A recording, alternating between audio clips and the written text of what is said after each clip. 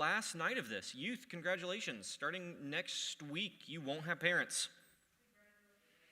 Yay! I'm honestly surprised there wasn't a rousing applause. And congratulations, parents. Starting next week, you'll have your Wednesday nights back. So that's great, right? You love to see that. Quick run through for today. We're online. If you're joining us online, welcome. Appreciate you guys joining in through the lens of the camera up there. Quick run through for today. Our awesome Elizabeth is going to be leading games outside once we're done in here. We'll break, do our thing that we've been doing, have our lesson. Youth will head outside. Parents will hang out with me inside. We'll walk through some conversations, questions like we've been doing. Reminder as well, we do have youth next Wednesday, and then starting after Easter Sunday, not on Easter Sunday, but after, is when we will pick up Sunday morning youth group again. I'm very excited because it was pointed out to me by one of our older youth that the 6th graders have never actually had Sunday youth group because that was the first thing that we had cut. So it's the very first Sunday youth group for the new 6th graders. It's going to be awesome. Yeah, it's going to be great. Yeah, I'm super excited. We're going to do nothing fun. You guys will be so disappointed. What else we have going on here? Be open or keep your eyes open because emails are getting ready to head out for the upcoming month in Youth World with all of our dates and some cool things that we already have on the calendar. It's going to be awesome. So we have one final night of the youth development class. And before we hop into any of the content, I would just like to give a quick shout out real quick for why this was even possible. And that's number one to Rustin. I really appreciate Rustin. He gave me a lot of encouragement. Rustin, when I first pitched this idea, I'm kind of thinking about doing this, but I don't know if I should. He's like, no, you should do this. It'll be great. So thank you, Rustin, for encouragement. But also, there's a lot of people I know personally and churches I know of that are like, oh, youth pastor people, they don't talk from pulpits. They do stuff with youth. They don't talk to adults. Things of such nature. And so I always appreciate how much Rustin encourages me to speak on Sundays and with all of y'all and all those good things. So Rustin's awesome. I'm very aware that despite my age, he's given me a lot of opportunities here. So you're a good person, man. I appreciate that. Number 2, huge thank you to our 3 SLT members of Rock and Josiah and Elizabeth. Give them a round of applause. They're awesome. If they were not willing to lead games outside, we couldn't have our conversations in here, and that's something that I've always wanted to do after the classes, and so they are a big part of why this has been able to work the way it works, leading games outside, man. So thank you to the 3 of you guys. You guys have done an awesome job, so I appreciate you guys. So thank you guys. Also, thank you parents for showing up, which is neat. Always appreciate that people show up. That way I'm not just talking to a camera. I got pretty tired of that pretty quick. It's nice to see all of y'all's faces. And thank you to the youth who are willing to invite your parents to youth group. Look at you guys go. Look at you go. All right, so tonight, a round of applause for everyone. Look at you go. Tonight, guys, we're talking about seniors and some senioritis and all those fun things. And as we've been saying, the first part of that is just to remember that you have 52 weeks with your senior and then they will leave. Right? I'm putting college up there. I almost put an asterisk every single time, but just for verbiage, I kept it up there. Whenever I say college, that could be anything. That could be a gap year. That could be towards a missions trip. That could be towards whatever it is, but college age, marking the end of high school. From when they start senior year, they have 52 weeks, maybe a few more, maybe a few less, depending on when their next thing starts up. So just be aware, especially I know a lot of YWAM and mission trips and such start at the end of July. That means you have less than 52 weeks with your senior from when they start. Just be aware, you are very much on the clock. When you see how much time you have left, you tend to do more with the time you have now, and your time is very quickly fleeting, there's no seniors in here for me to yell at, but people, when you become seniors, be aware that your time is valuable and that there's going to be a lot of people wanting, demanding, requesting, asking for those 52 weeks. You're going to be in high demand at those 52 weeks. You've got a lot of opportunities heading your way. A couple things about these 52 weeks. Number one, we already talked about this, but they're going to graduate high school, hopefully. Turn in your work. Stay on top of it. Graduate this year. Don't take a victory lap. Now's not the time. So hopefully they'll be graduating high school. Other thing that's really important to remember, 16 is sweet. but 18 is legal. They're going to be able to do all kinds of things that they've never been able to do, including being tried for an adult for their activities if they're caught. So be aware, right? You are seen as an adult in the eyes of the law moving forward. So if you get caught driving, doing something dumb, you're not tried as a teenager. You're an adult for doing that dumb decision. That's horrifying. I will never forget when I was in 10th grade, one of my very best friends was a senior, and we were like texting and like making fun of his sister's like crush. He was like texting him as her, and we were like thinking it was the funniest thing in his world. And then his dad found out, and he was furious. And he's like, "You're an adult texting a minor. You can't pull this prank anymore." And he's like, "Oh no."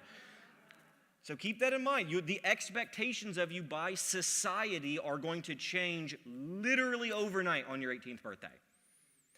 Other thing is people are going to be shocked, yourself included, and parents of, there tends to be one of extreme pendulum with seniors. Either there will be a crazy amount of plans and everyone's going to be like, "Wow, you have this thing figured out," or literally no plans at all. So be aware as you guys, youth in here, are preparing for seniors. Be thinking in advance of like, man, what do I want my senior year to look like? Because I'm going to promise you, you will be asked 1,000 times in the 52 weeks, "Where are you going to college? What are you planning on majoring in? What are your scholars?" You're going to be asked the same questions about the future over and over and over again. Have a response ready. It'll be great and terrible. So just be aware, these 52 weeks are big because you are very much on the clock. During these 52 weeks, your youth will be asking one major question over and over and over again, whether they're aware of it or not, and the question is, what's next? What's next? Everything they know is coming to an end. They are exiting the youth and childhood world. Whether they want to or not, the clock is ticking. So your youth during this phase, just be aware, they will naturally both have this desire to like pull really close to the things that they're familiar with because like this is the last chance for them. And then the very next day, like the ocean tide, push away because now they did that very last thing and they're done and they don't want to look back. And there's going to be this kind of give and take throughout the year of wanting to do the last things, then the last thing's done, and then looking for the new next last thing. And it'll be a slow year of giving and taking towards those things. During this year, everything is going to have this lens of like, this is the last time I'm going to do this. This is the last year I will have school with my younger sibling. This is the last year I choose to spend holidays with my family. This is the last year I fill in the blank. Everything is what's next. So parents, you will be very aware of that. But more importantly, your youth will be very aware of that, and their siblings will be very aware of that. Like having a senior in the house oftentimes is infectious through the whole house because everyone's aware the clock is ticking. You got 52 weeks, and then they're gone. And so just like they're saying, what's next? Parents are wondering what's next. Younger siblings are wondering what's next. Everyone's wondering what's going to happen next. Because of this, like we talked about before, they're either going to develop a lot of plans very quickly and be very passionate about their plans, or develop extreme apathy towards everything. Because what's next? You know what's easier than planning? Not having a plan. Right? And so that senioritis will set in a big way, and we'll talk even more about senioritis in a little bit. It's going to be great, or something. But yeah, so what's next? During this year, your youth is going to be changing in 4 major ways. You may be able to guess them.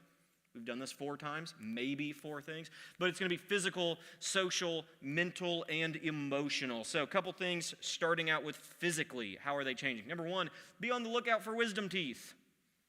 It's better to get them taken care of now than having to figure out how they're going to get home from college to get them taken out, or if they're overseas somewhere and now you don't trust the dentists there and all those things. So just be aware, wisdom teeth are a very real thing. If they haven't gotten them out, there's likely a possibility of getting them out this year.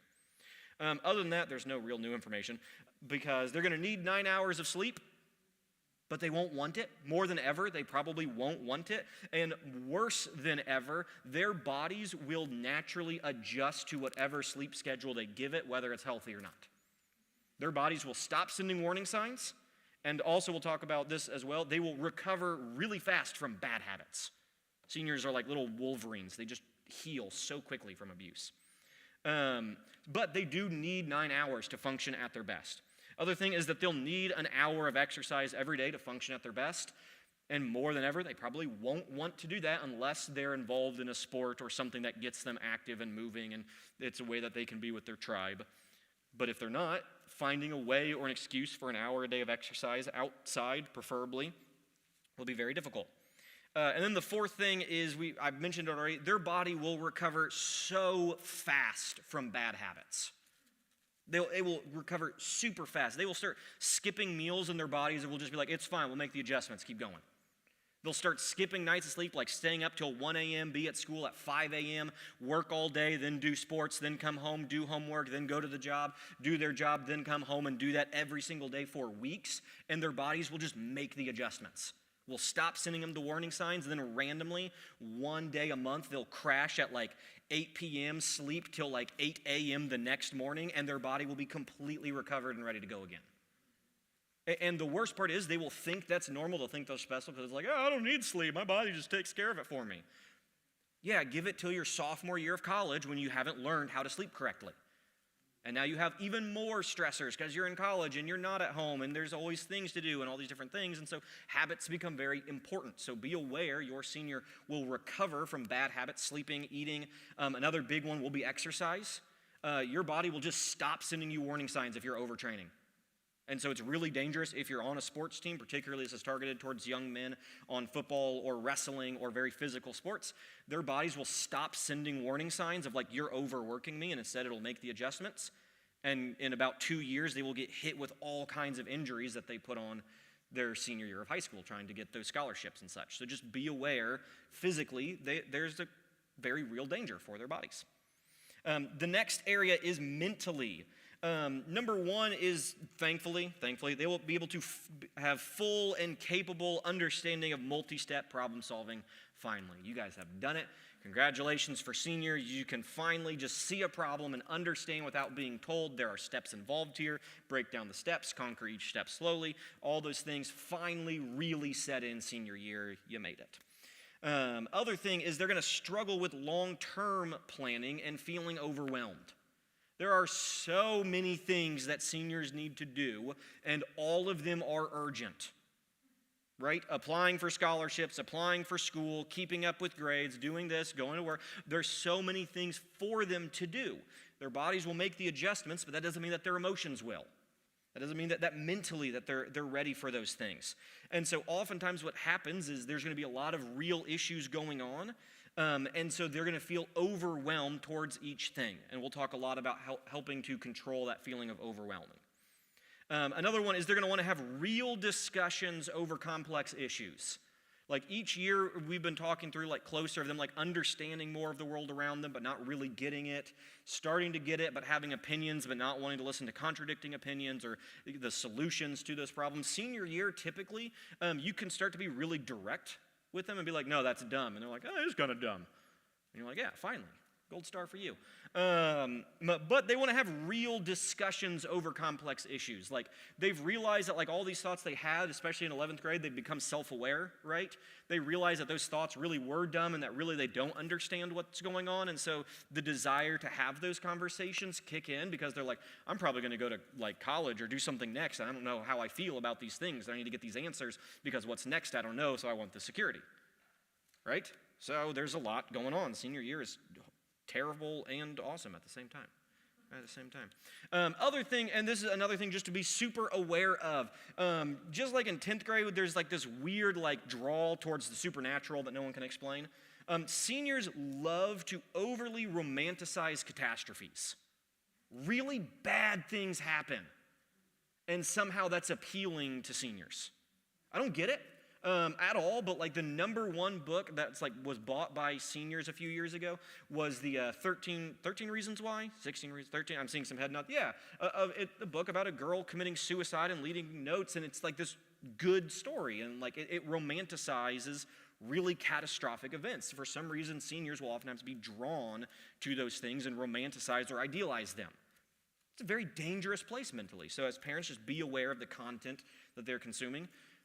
Youth in here who aren't seniors, be aware. If you're like, yeah, that's dumb, why would I like that? Keep that thought and carry that with you over the next couple of years. Socially, they are changing. Now more than ever, they will have less availability for family time. Just prep and get yourself ready for it. They will have less ability. I've said this before, but the things that demand our time and the things that ask our time, almost every time the things that asks are more important. The people who ask to spend time with you are normally more important and want what's better for you than the people who demand your time. But the difficulty is if you demand it, you'll take a higher priority than those who ask it. And as a family, hopefully we're asking for our youth to spend time with us, which means that you might fall down compared to the demands of coaches and teachers and jobs and other places to work. So just be aware now more than ever they will likely schedule less and less family time.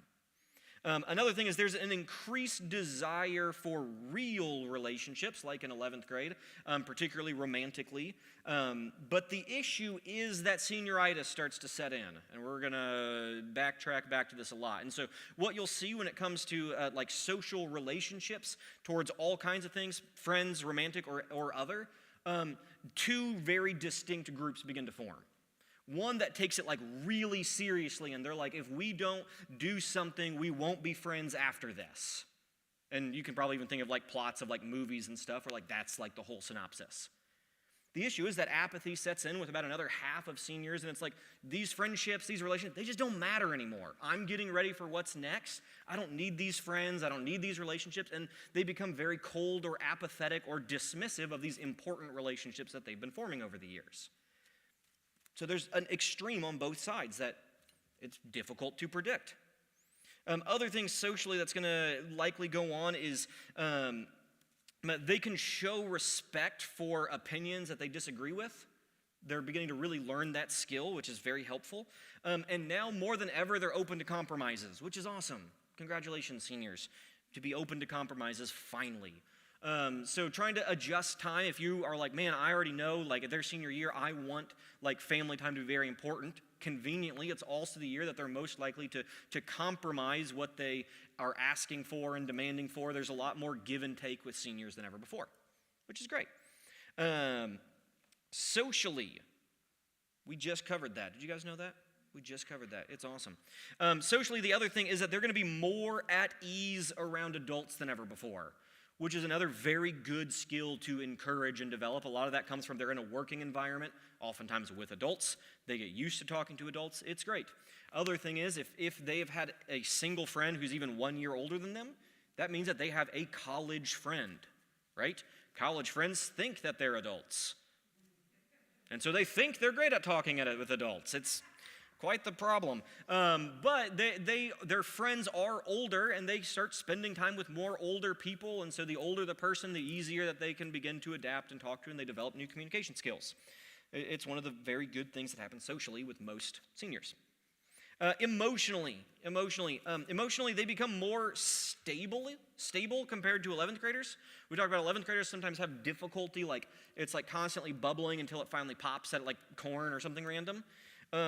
The good and bad thing is that most seniors just kind of don't care anymore, and so they kind of just level out. The issue is they don't care about things they probably should, but the good thing is that they stop caring about things that they probably shouldn't have cared about to begin with. So it's a mixed bag. The other big thing, and this is going to be kind of another part of our big theme of the night, is they're going to become super invested emotionally, socially, mentally, physically, everything with what they think is next, right? And so, like, if you can remember, if you can think about yourself as a senior, like the thing that you thought you'd be spending your life doing after senior year became the only thing that mattered senior year. Right, that one interest. So like all the other classes don't matter at school except for that one subject that you think will help you in high school. All of school doesn't matter because what really matters is the sport, because that's what you're going to do. Your professional thoughts of what is next, whatever you answer that with, tends to emotionally become the main thing that you care about. And everything else gets that senioritis of like that isn't important compared to this other major area. That also means that emotionally they're going to have a huge value in being their quote-unquote true self, and their true self will almost always be doing that thing that they think is super important for the coming years. And so if they're like, man, this particular area, I'll use myself as an example. By senior year, I had figured out that like, I don't know what exact role in a church I want to fill, but I know that I want to do ministry in some capacity. And so because of that, youth group and church and reading books about Jesus and all those things became super important, and I did not care about my grades at all at that point. And so if hopefully you guys can also think about yourselves as senior years parenting here and be like, yeah, those were the things I thought were important, and I didn't care about anything else that year. That's normal. It's frustrating, but it's normal. And then finally, as I already said, they're going to demonstrate extreme, almost unprecedented initiative towards those points of interest. Like never before, because they finally figured out, remember, they're thinking what's next. If they think that they've landed on what's next, then instead of asking that question, they're constantly giving themselves the answer to that question, and that's the only part that's going to matter. So they're going to have a lot of initiative towards that one or two very specific things, and everything else will go to the wayside and all that senior stuff, and that's not going to matter to me in literally 50 weeks, so why would I spend my time writing my paper for class? That's dumb. Right? So just be aware, there's a lot of change going on. So how do we engage? If this helps us understand the mindset, how do we engage with them? We engage with them by hopefully giving them 6 things that every single senior truly does need. 6 things. Number 1 is this. You may be able to guess this, but it is love to give them a sense of worth. Each year we've been talking about how they're asking a very important question, trying to figure things out. Your senior is asking one major question. One major question is this: what will I do? What will I do? And that almost has a fill in the blank at the end as well, because they're going to fill in the blank with a couple different things. They might be saying, what will I do next? What am I going to do next? What's on the horizon? What's coming up? Another way that they're likely going to be phrasing that is, what will I do when? What will I do when I get to do these things? What will I do when I am not living at home anymore? What will I do when I get these new experiences? There's also this horrible misconception. I'm going to burst a whole bunch of youth bubbles in here, and it's something that needs to be bursted anyway. When you go to college, you still have to take dumb classes. But for some reason, every senior thinks that, like, well, when I go to college, I just do classes that I care about. It's like, that's not how education works at all. Maybe trade schools, but not like if you're going to college, you're going to take an art class and you're going to take a math class and a science and a language and all those things that for some reason seniors think, well, when I don't have to do these things, I'll care about the classes I'm in. So the classes I'm in now, I don't have to care about. It's like, sad news, people. Care about your classes. But they are wondering that, what will I do when? What will I do next? What will I do in general? The world wants all seniors to be able to answer, what are you going to do next? Like for some reason, like I'm serious, it's a horrible thing, specifically in America, of like they graduate 11th grade and you're like, okay, now remember, raise your hand and ask to use the bathroom. And then like that summer goes by and they go to school and all the teachers are like, what do you want to do with the rest of your life? And they're like, what? I have to ask to use the bathroom and you want me to tell you what I'm going to do when I'm in my 30s? No youth, guys, no youth is prepared entirely for the adult world when they graduate high school. They're not. Youth, you will not be 100% prepared and ready for the adult world when you graduate high school, but there's this expectation in the world that you're supposed to be. You're not. You're supposed to be, but you're not. And so it's a very difficult time. It's why apathy quickly sets in, because they're like, I'm not ready for this. I don't care about being ready, so I'm just not going to worry about it. You know what's better than worry? Not worry, or caring, or feeling, or any of those things. Right? So how do we respond to this in a year of apathy and genuine questions and important questions, right? What will I do when this comes up? What will I do next after this? How do we respond? Quick reminder, in middle school we respond by affirming them. 9th graders, we respond by mobilizing them. 10th graders, we respond by communicating to them. 11th grade, we respond by trusting. And if you haven't nailed down that 11th grade thing, this won't even make a dent, because with seniors, we respond by reassuring their personal journey. And if you don't trust who they are, you can't reassure who they are, right? This is going to be completely built going hand in hand with last week. But this year is going to feel almost full circle back with like middle schoolers with like affirming. is reassuring because it's a year of like uncertainty. They're not prepared for the adult world, and the adult world expects them to be. So we need to reassure them that that's okay. Also reassure them that you do have some of those skills that are being asked of you. You're right, that boss is asking too much of you. Thankfully, you have the skills to respond in a respectful way, reassuring who they are, because it's a year of uncertainty. Remind them that their future is their future and today is today, right? And so much of senior year is planning for the future, and oftentimes that's overwhelming and it's confusing, but we can focus on today and we can win today, right? I haven't used this yet, but I'm about to. Ready for some scripture? Can you believe this is our first scripture we're going to talk about? But I truly believe that Matthew 6, verse 27 was written for seniors. Of who of you by worrying can add a single hour to your life? It's okay, seniors, calm down. You should be worried about those things. Those are real responsibilities, but it's okay. You are prepared to face those challenges. Right? Two great phrases that you can start using. Number one, we can handle that tomorrow. Quick story. One time when I was a senior, I was freaking out because I had completely forgotten to fill out a form. A super important form for my financial aid, and I had 100% missed it. And I was freaking out because I realized on Saturday I hadn't turned it in. I had no idea what to do because offices are closed on the weekend. No one's going to answer their phone. You can't email. You're stuck. And so, thankfully, my parents reminded me of like, you can't make their office open. Wait for Monday. What can you do now? And I'm like, well, I can figure out what number to call on Monday. That's a great thing. You can do that now. What else can you do? I can draft my email and read it over and then send it on Sunday. That way on Monday it's already there and I can point. You're right. And so helping them understand like these things that are important, but you can't force an office to be open. You can prepare for when the office opens, but you can't force it open. It'll be okay. Other thing is, let's think through these next steps together. If they're freaking out because offices are closed or they forgot to renew their license or whatever it is, you're right. You can do these. It is overwhelming because you already have a list of things to do, and now you have another thing to do, and the DMV is like Santa's workshop, except it's terrible. And what are we going to do? Okay, let's slow down. Let's do that part tomorrow.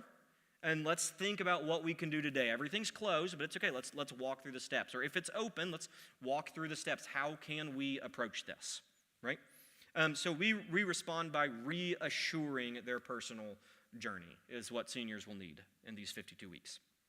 Next thing we can do is we can give them stories to give them a bigger perspective. Stories with seniors are really important, but it's really difficult because they really only care about what they care about.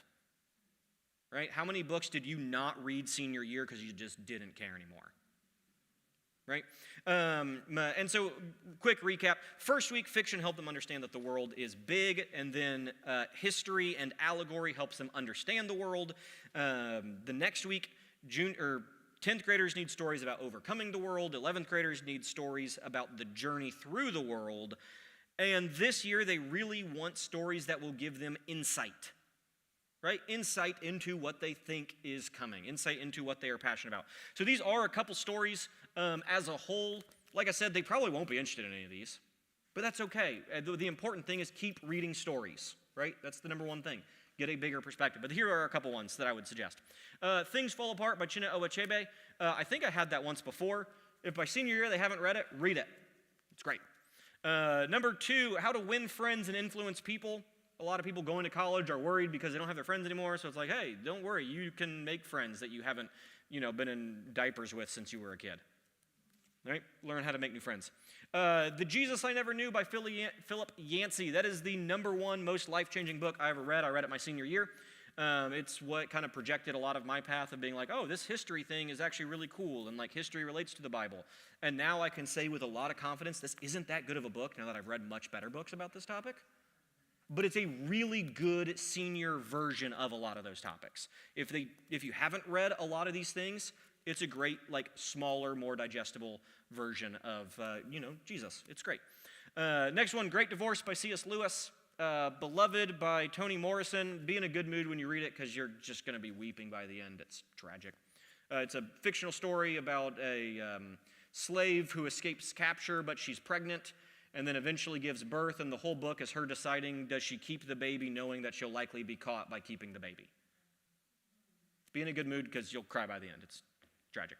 Next one, because it's a great title, is Adulting, How to Become a Grown-Up in 468 Easy-ish Steps. It's just like a cool resource book of like, this is how you do these things. And there's 468 like almost like bullet points and instructions of like walking you through things. It's pretty cool. Regardless, I highly encourage some form, the reason that's on there, of like instruction manual of like their interests, of like, what are you interested in? Here's a book that actually teaches you how to pursue that interest, right? And then some graphic novels because it's me and I'm going to include them. The Walking Dead by Robert Kirkman. Notice that bold M. This is mature. Parents, read it first. Both these have very mature content in them, but they're both great. Walking Dead by Robert Kirkman and Batman, The Killing Joke, published by DC, written by Alan Moore. Great stories. A lot of times seniors talk about how much they enjoy them. So, great graphic novels to check out. Parents, read them first because very mature. There you go. The next thing that they're going to need is work to give them significance. Work to give them significance.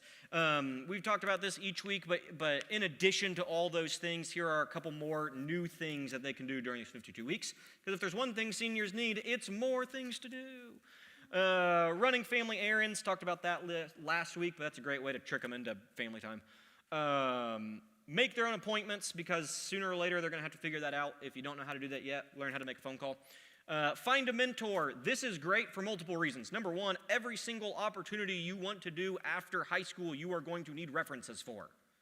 So having adults that aren't mom and dad that can say, this person's awesome and here are good things about them. You want those things. Next one is create a professional email. If you don't know how to do that, it's your first name, dot your last name at whatever you pick. .com or net or org. Your current email address of My Little Pony is my favorite show.com exclamation point 437. Probably not what you want to put on your resume, right? I know. I even looked at yours. I'm like, I know Damien's is this one. It's actually great. So, a funny story of why I even thought of this is I work at a comic book shop on some days, and we do pull lists and send an email out to everyone of like, your comic books are here. And so we see everyone's emails, and they're the most ridiculous things, and we all laugh at them because it's like these people like in their 30s or higher, like with the most childish emails of all time. I love it. Yeah.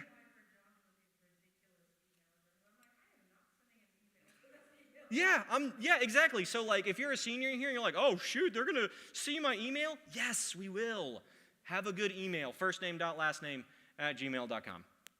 Because Gmail's great. No, it says email, but pretend that says Gmail. Next one, get a part-time job or internship. Have that up there for a couple times. Once again, that resume, very important to keep filling it out. Manage a budget and have a checking account. Have that for a while, but you will want to have a debit card by the time you leave home because you can't ask mom and dad to like break a 20 for you. Or if they have a 20 for you. Next one, apply for scholarships. Solidify a post-high school plan. If you're like 2 weeks from graduating and you're like, I'm not sure if about this college thing or not, the answer is you probably won't go to college this year because the time to apply is done. Right? So begin solidifying. 11th grade we talked about developing this year at some point. You will want to solidify, send out your applications to whatever you're wanting to do next because you're going to get rejected from some and accepted to others. So being prepared for those things is great. And then finally, this is an important skill, especially if you are leaving the area. Learn how to find a new church. That's a super important skill that parents, we oftentimes don't think about because where they go to church isn't really a decision that they get to make until they get to make it. And so if they like this church but can't explain what they like about this church, they will not be able to find another church like this church. Right? One of the number one reasons people don't go to church when they leave for college is because they go to one church. It's not like their home church who's known them since they were in diapers. So they don't want to look a second time. They try once and go, I like my church back 8 hours away at home better, so I'll just go to church when I'm home. So if training and teaching, this is how like We, as a family, found Vox. These are things that we like about Vox. Let's help you learn how to look at a church website and look at leadership and mission values and finding things that you like about church, being able to lay that down. Very important things. Skills to begin to put into practice. Next thing that they're going to need is fun to give them connection. We've been talking about this since 10th grade, I think. The importance of understanding the difference between spontaneous versus expected. As it continues to develop, guys, spontaneous fun becomes more and more difficult, right? Expected fun is better. Plan for the expected. But this time, you guys have a special trick up your sleeve. Parents, you guys get a special trick up your sleeve. It's exciting. It's called, "This is the last time we can do this. You want to do this again?" All of a sudden, it becomes a priority of if they like something, there's always next time. No, I don't want to go get ice cream because I'll get it with you next week. Hey, just a reminder, you're going to college and you're never going to have opening day here again. You want to go and get ice cream one more time here at opening day? Yeah, actually, I kind of do. Like, creating those important memories, embrace the last chance potential, right? It's just like telling like a kid when they're really little on the playground, you have 5 minutes, then we're going to go home. And so it's like, okay, what do I really want to do in these 5 minutes? Embrace that. You have 20 weeks before you go to college. Do you want to do this opportunity? Because we're not going to have many more of them. Embrace that as parents to help navigate some of those things. Because trust me, their friends are already saying that. Of like, this is our last chance to do this despite the 6 more chances we'll have. So, you can also embrace those things. It's a good thing. Because also, like, siblings are thinking that. I'm a middle child. I felt that on both ends, right? Of, like, watching my older sister go to college and being like, we should do this one more time. And she's like, I don't care about you. And I'm like, no. And then in a couple of years, my little sister is like, we should do this. I'm like, I don't care about you. And she's like, no, it's a vicious cycle. But embrace that. Right? Embrace, like, this is our chance to do these things. Let's do these things while we can. You may not come home for Thanksgiving next year. Let's do something fun for Thanksgiving. Those are real conversations. So embrace that. The next thing that they're going to need is tribes to give them belonging. Middle schoolers gravitate towards adults that treat them like adults. Freshmen towards those that they want to be like. Sophomores towards those that they have weird ownership over because y'all are weird. Juniors towards those that enrich their journeys. And seniors towards adults that share their interests because that's the only thing that matters. If you're really into playing a specific instrument and your teacher doesn't play that instrument, that teacher is lame and boring because they can't play the drums. That has nothing to do with what they're talking about, but now their class isn't important because you don't have this skill I'm interested in. So seniors go towards those that they share interests with. Because of that, more than ever before, and just statistically, because if they have one friend slightly older than them, a new voice that you will probably hear is college-age students in your house. Well, my friend who's in college says it's this way. Well, my friends do this in college. Why can't I do it? And so this college voice for their tribe is going to be very real because college is like that adult world and they're still in the world behind. And so navigating that becomes very difficult, especially because something that they are probably interested in is that college. And if their friend is in that college, their voice all of a sudden matters even more than what it did before.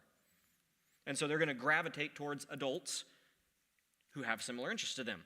Other thing that we already talked about before, bosses and coworkers become very real as well because if they are working a job and they find out they actually really like it, how their boss does it is very important. Or if they can this was always a big thing with me senior year of people working at places where wherever they were going next, they could get transferred over to a same spot over there. So those relationships become very important to seniors. So just be aware, all those good things. And like we talked about before, extended family, YouTube and social media icons, once again, will probably go up because YouTube is easy to look up. Who can do this? And you can find out all the people who have that interest, and you're like, well, these are the people that matter. Friends and family, school workers, church leaders, all those things, they will gravitate towards those that have these similar interests to them. When I was a senior, I got to do 2 great internships. One was with my youth pastor. I got to walk around and shadow him for a week, and it's I wanted to do that so bad because that was what I wanted to do. And then another great internship I got to have is I got to intern with an 8th grade Bible teacher at a private school, and it's just I want to do something with Bible teaching stuff, so I'm going to gravitate towards that experience and those adults that can facilitate those experiences for me. So be aware of the tribes that they choose to belong to. Next thing will be words to give them direction. All kinds of good stuff, so let's just go through this list real quick. As we've talked about before, these are building on the words that we've talked about in previous weeks, so keep those in your vocabulary as we add some of these to them. I know you will make good choices next year because fill in the blank. Remember, reassure them. Especially if they've been doing something for a long time and they're like, I just don't know about this specific thing next year. I know you'll make a good choice that year because you've never not made the good choice for that, right? And so reassuring them in this time of unfamiliarity, of the uncertainty. Next, you are becoming blank. You are becoming very talented in this area. You are becoming very good at this skill. You are doing these things, reassuring, right? Very important. I believe in you. Can't get more reassuring than that. Another one, you have the skills you need to succeed. Right? You have mastered that. You are good at that. Stop spending time on that. There are other things to develop. Or if they're worried, if all of a sudden they're like, I don't know if I can talk publicly. It's like, you've been talking publicly since you were a little kid. You have those skills. Be confident in yourself. You're using them differently because now you're using those skills like at an interview or at an internship or whatever it is. You're using the skills you've always had in a way that you were always designed to use those. You have the skills you need. Next, I don't know, but let's figure that out. Parentheses, let's figure that out tomorrow if today isn't an option. But reminding them, it's okay. There are so many things on your to-do list. Let's take a break. We'll figure that out tomorrow. It is important. I'm not saying it's not. But tomorrow will be tomorrow, and the future will be for the future, and today will be today. Let's figure it out tomorrow. Next one, you will always be welcomed home, especially if they're going to do something. A lot of seniors, for whatever reason, I don't understand this, but they're like, oh, I'm going to college. I just don't know if I'm ever going to be home again. It's like, really, 80% of your belongings are still in your room. Like, what do you mean you're never going to be home again? But just reminding them, you are welcomed home, right? If there's a break, we want you home. You don't have to come home. Remember, notice that's not, I expect you to be home. That's, you are welcome here. We like having you here. You are always welcome to celebrate those events with us. That's the whole ask versus demand. Remember, we want to stay in the ask category. Next one, the last two that we've been doing each week. Thank you for spending time with me/us. Especially this year. Time is on the clock. It's ticking. Final lap, last quarter, last inning, sports. You guys get it. And then finally, I love you. Always important. Conversation should always end with that. Next thing all seniors are going to need is nothing because you mastered it. Perfect. Nailed it. But there are 4 conversations that you should be having this year. When you know where you want to go and you know where you are, you can always move in a better direction. Don't forget that. So 4 important areas of conversations. You may be able to guess them. They are about health, relationships, technology, and faith. So let's begin by talking about health. What's great about health this year is that you can be more direct. Remember, seniors are ready to have complex conversations, and so you can have conversations that start with different things. And we'll wait for some of the tech to get up there. But the first one can be, how do you feel about alcohol? Right? You might be going to an area where you are able to easily and accessibly get it. How do you feel about it? What are your thoughts? Do you think or want that relationship to last next year? That can be about a romantic relationship, right? If they're really involved with someone at their high school and they're going 2 completely opposite directions physically, in the location of what the next 52 weeks will bring. Are you wanting to figure out how to maintain that friendship or relationship or anything? That's important for health. I will never forget one of the most important conversations I ever had. I was a senior in high school, sitting down for my very last youth group, small group ever. Right? Very last one. I remember sitting, it was me and 4 other guys. Me and 4 other guys. So there's 5 of us. I remember asking, because our adult leader wasn't there, I'm like, do you guys want to stay friends next year? And the first guy who spoke up was like, Levi, you mean so much to me, I never don't want to be your friend. I want to stay your friend no matter what. I'm like, nice. And the next one was like, yeah, man, for sure, this friendship, this small group to me is really important. I'm like, nice. And another one said, he's like, yeah, it's cool, but we're going to go to college soon, and I want to stay friends, but we'll probably make new friends. I'm like, yeah, we take that. And the last guy was like, not really. I'm like, all right, you're kind of a jerk, but that's fine. But that was super important because of those 4 guys, 2 of them were my groomsmen. Right? I'm going to go see them in St. Louis in like 2 days. They're very important to me to this day, and they're from senior in high school. And then one of them that was like, oh, I'm interested, did come to my wedding. I still talk to him from time to time. We're not like, yeah, best friends forever, but like, we're still aware. And the other one I have not talked to since that small group. So relationships and deciding which relationships are important to you. You've spent literal years developing these friendships. Do you want to hold on to those friendships? Next one is fast weight loss is not healthy. We've had that a couple times. Reminder, you can really abuse your body this age and get good results through it. It is very unhealthy. And seniors, they will feel pressured to look and act certain ways, especially young men. More than ever before are being pressured to look certain ways and fill out certain body shapes and such. And so there's this huge epidemic going on about how guys don't feel comfortable about their skin. And so senior year, they can really punish and abuse themselves and get those results finally. So just be aware that that fast weight loss or fast muscle gain is not healthy long term. Next one, when would you like to do senior photos? This is important because it's going to tie immediately into the next one. Senior photos are important because for some reason it's going to be like a memorial that they'll look to forever. No. But they think it will be. And so asking when do you want to do that will hopefully give them time if they're thinking, I really want to lose 10 pounds before my senior photos. Let me know 4 weeks out to slowly work towards that instead of, we're going to do senior photos in 2 weeks. And they go, great, I just won't eat till then. Right? Just like wedding days or reunions or anything like that, there's all of a sudden all this pressure of like, I have to be this certain way, even like as adults. First time that'll really hit is like both graduation ceremony and like for their senior photos, because it's going to be like senior yearbook, which will be immortalized or whatever. So give them time to plan out their health goals and help walk them through those health goals for those photos. Next one, have you spent any time outside today? You've been in your little basement cave applying for scholarships for 7 days now. Have you been outside? Have you had some orange juice? Do you have scurvy down here? What's going on? Right? And then finally, and always important, would you be interested in seeing a counselor to talk to about that?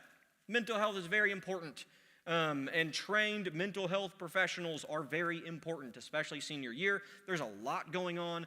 Mental health is very important, so keep up that mental health or start that mental health because healthy habits is important, right? Next, conversation on relationships. Just quick reminder, less high schoolers than ever are having intimate relationships due to accurate knowledge and accessible knowledge. And so in having conversations, our goal in these conversations is 2 parts. Number 1, for them to develop their personal boundaries in all types of relationships, both romantic and friendship and parent and all those things. But then also mutual respect for those that they're setting up the boundaries with. Right? Should be the hopeful goals. So here are some great ways to have conversations about relationships. Number 1, are you okay? I wish people would ask that about me every day. No, but like, are you okay? Like, are you doing all right? Right? There's a lot going on. Are you doing okay? Next one, do you want to talk about that? That will help you and your senior's relationship moving forward. Like, I'm serious. Like giving them the option to talk to you reminds them that they have the option to talk to you.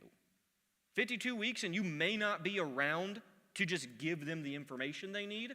And what they've been trained to understand is when I have a problem, I can immediately find information from an adult or from online or whatever, and so I'm just going to get what's fast. So slowing down and saying, would you like to talk about this? Would you like to have this conversation? Reminds them that then in college, it's like, hey, my mom and dad always were willing to have these conversations with me. We'll hopefully give you a ring or a text or whatever they do with these old rotary phones. Click. Do you know kids literally do this for phones now, like on playgrounds? Yeah, isn't that horrible? That has nothing to do with what we're talking about. But even if they text you that they are here, invite them to come in. This is a great one. If your senior is dating someone, just because they text you they're outside, don't just leave the house and go out with them. Invite them to come in, especially a lot of the dads are like, yes, do that forever. But also, young men in here, don't just text and say, I'm outside. Go to the door, talk to parents. You can talk to adults at this phase. Those are healthy skills. Continue those skills, right? And that also works even with friends, right? Like hopefully you want to be aware of their friendships. Who are they spending time with? You want to be one of those adults that they like, hopefully. So reminding them of like, just because you can drive doesn't mean that you just run outside the house and like peel out of here. Invite the person to come in. Next one, do you want to be in a relationship next year? A lot of people have rules about dating. A very common one among Christian households when I looked it up was like, you can date when you're in college. Pros and cons to that, right? Part of that is you have no dating experience until you are in college, right? And so walking through, now that you can date, or now that you can date on a different level, or all these different things, is that something you want? Let's talk about that. What do you want out of those relationships, especially if your youth has not had a lot of dating experiences? Beginning to have conversations about that and what that will look like when like it's not just like them coming over and hanging out or like meeting up somewhere. Like they're in college. It's a whole new ball game, right? And so hopefully those conversations will come to you at this year. Another one, this is up there as an example. No, your significant other cannot come on our family trip. Say this before the trip is planned. Like seriously, like if they're super involved with someone's senior year, that can feel like a very real relationship. The number of people who are marrying their high school sweethearts is like skyrocketing in America. It's crazy. Senior relationships become very serious often. And so defining that for the sake, younger siblings, of your younger siblings in the room is very important. Because what your younger sibling won't like is this is the very last time we get to go camping as a family and then they brought their significant other and they're not talking to me. Right? For the sake of your younger kiddos, define if significant others can come on the trip before the person asks. Like, already have talked that through as a parent or as a parent set or whatever. Have that rule decided and lay it out. There you guys go. Next one, have you talked about your plan for next year? That's about both friendships and dating relationships. Like, hey, you're dating this person. Or like, hey, you say that you're best friends with this person. What are you guys going to do next year when you're not 2 minutes away? Right? How do you want to continue that friendship? Next one, and we had this up there before, do you think that is realistic for your relationship? Also becomes very important. The number of seniors who are like, well, my significant other will probably like propose to me before the end of summer. Is that realistic? Is that something you're wanting? Have you talked to that person about this? Those are very important conversations. So like both with romantic partners and other people, figuring out like, is that a realistic relationship? Especially guys, if you are also asking, do you want a relationship next year? A lot of people like have this romanticized version of when they go to college and the first week they'll meet the person they marry. I mean, it worked for me and I think for Pitt back there, so it's going well. That's not a good statistics nationally. It's really not. But I can promise you, it is a huge statistics of people who never date, who then go to college, especially in Christian households, who go to college and enter an immediate relationship very seriously and go very far because they think they're going to marry that person. So are those realistic thoughts that you're having for this relationship that you're convinced you're going to get almost immediately upon going to college? Important, healthy conversations. Last one, as always, is thank you for talking about this with me, / can we talk about this again?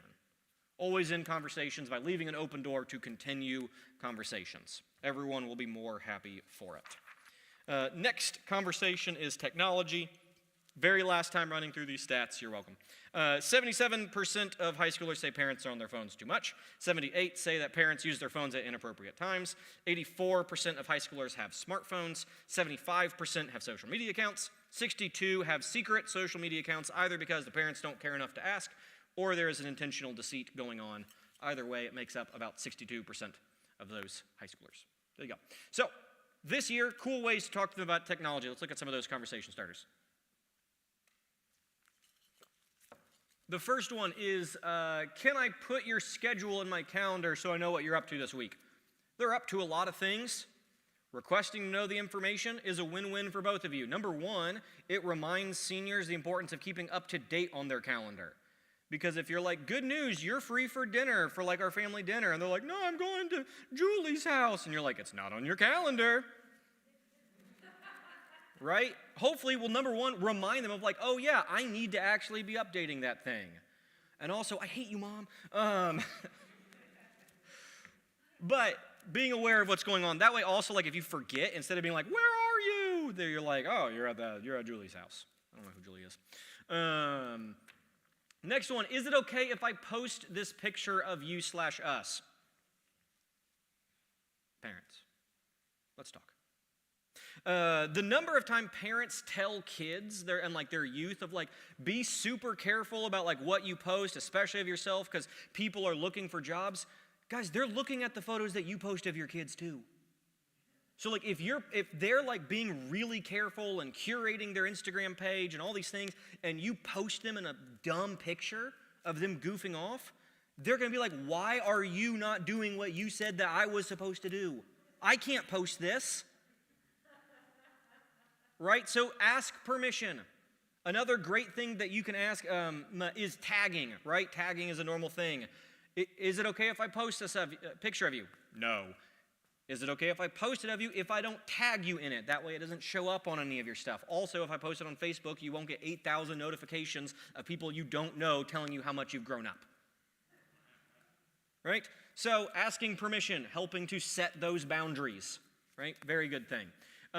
Next one, I already said, do you prefer if I not tag you? Good stuff. Number the next. Look where I am today, thinking of you. Don't expect a text back from this, right? Maybe they'll be like, wow, I do love that place. But just reminding them that technology is the way that you guys stay connected, and when they leave, you will still be thinking of them. And when you do stuff as a family that they're not participating in college, that will mean much more to them than it does now. So this is a great way to train yourself in sending them college messages that, notice there's no how are you doing? What's going on? Is your grades up? Are you going to class? Are you miserable? Should I come get you? Do you know how to do laundry? There's none, it's just, I'm thinking of you. And that may spark conversations, that may not. Either way, it's a healthy way to open the door for those conversations. And then the last one is, where were you when you took that photo? Right? That could be a great way to figure out what they're actually up to, because if you're I don't know what that photo, where on earth are you? Your Google Doc said you were studying right now. But that is a great way, number one, to keep up with them. Number two, that's a great reminder that what they post is public, right? We can all see when you're doing this. Reminder, right? And then they can set privacy, and then you'll never see stuff again. It'll be great. But all of these conversations about technology are very important, as we can leverage technology because it's a tool for us. Finally, and we're doing pretty good on time here, conversations about faith. This is just a quick reminder. Seniors want their passions to be fueled, right? What they are interested in, they want to know other people are interested in them. And so they are at a very crucial spot if they've survived 11th grade and decided that church is where they want to continue being, or where they are forced to go. Either way, they want to know if either church or their faith has anything to say about their interests. Because if we can't connect faith or why church is helpful to whatever you're interested in, then it's an easy cut to make, right? Because if everything that matters is connected to this, and that if anything that isn't connected to it doesn't matter, it's important that we show that faith actually connects to their passions and interests, and that the church connects to their passions and interests. Like I said last week with 11th graders, what frustrates them now is what will make them leave tomorrow, so talk to them now. Right? The frustrations they have, if you're no, we go to church as a family, and even though you drive, you don't have a choice, you're coming with me.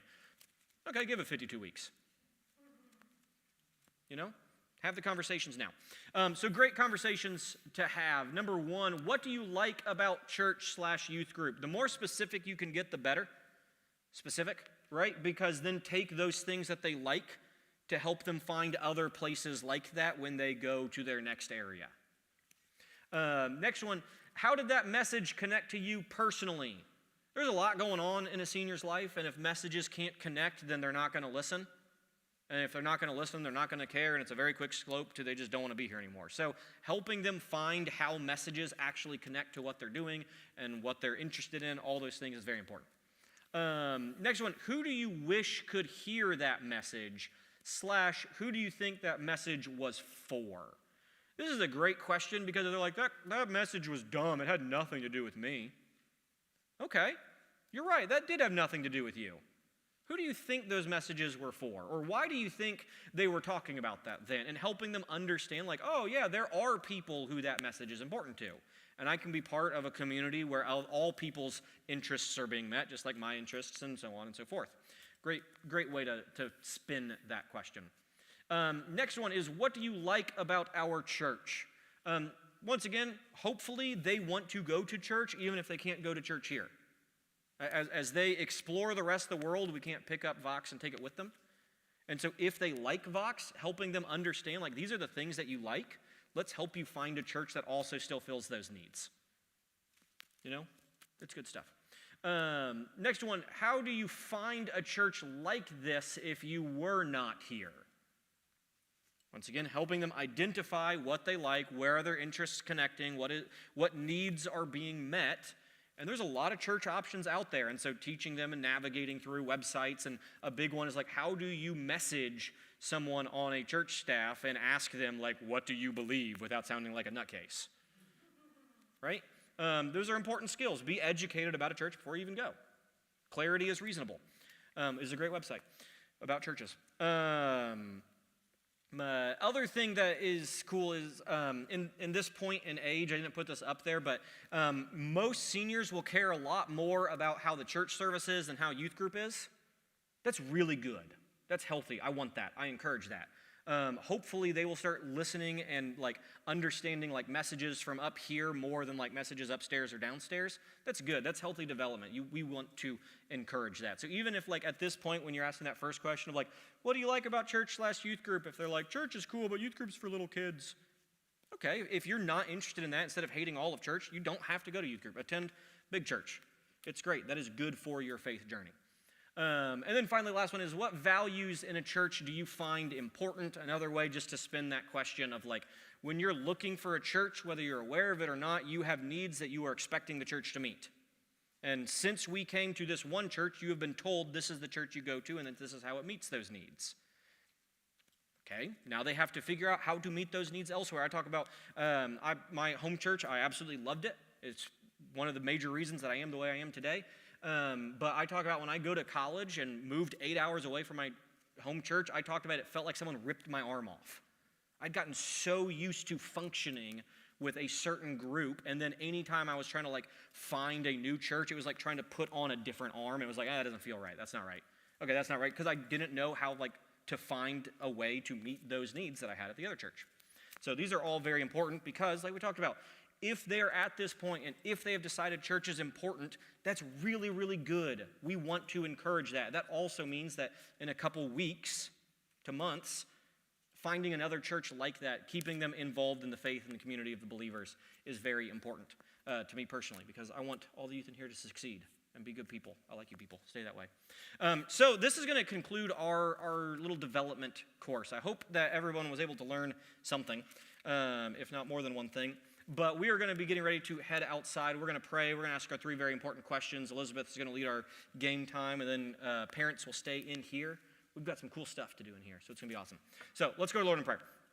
Heavenly Father, thanks for being with us today, Lord. Thanks for being with us every day, God. Thanks for all the youth in here individually, who they are, God. I pray that as each day, each youth in here gets closer to the next phase, God. As they take one step further into the phase they're in now and one step further out and towards the next one, God, that you are with them with every single step they take, God. We thank you for being with them. Make your presence so known that they can't help but know that you're with them, God. Thanks for all of them in here individually. We pray for all those that are traveling for spring break, that they are safe on the roads and come home safely, God. Thank you for who each one of these youth is, their personalities that they bring to our group, and we all get to be mixed together, God. God, thank you for who we are as a Vox Youth Group, Lord. We love being with each other and being with each person in here, God. It's in your name we pray. Amen. Amen. 3 very important questions, and they go like this. Question 1 is, do youth matter to God? Yes, very much. Question 2 is, do youth matter here at Vox? Yes. And question 3 is, do youth matter to one another? Yes, yes, yes. Amen and amen. Elizabeth, if you would lead all the youth children, very, very old children outside.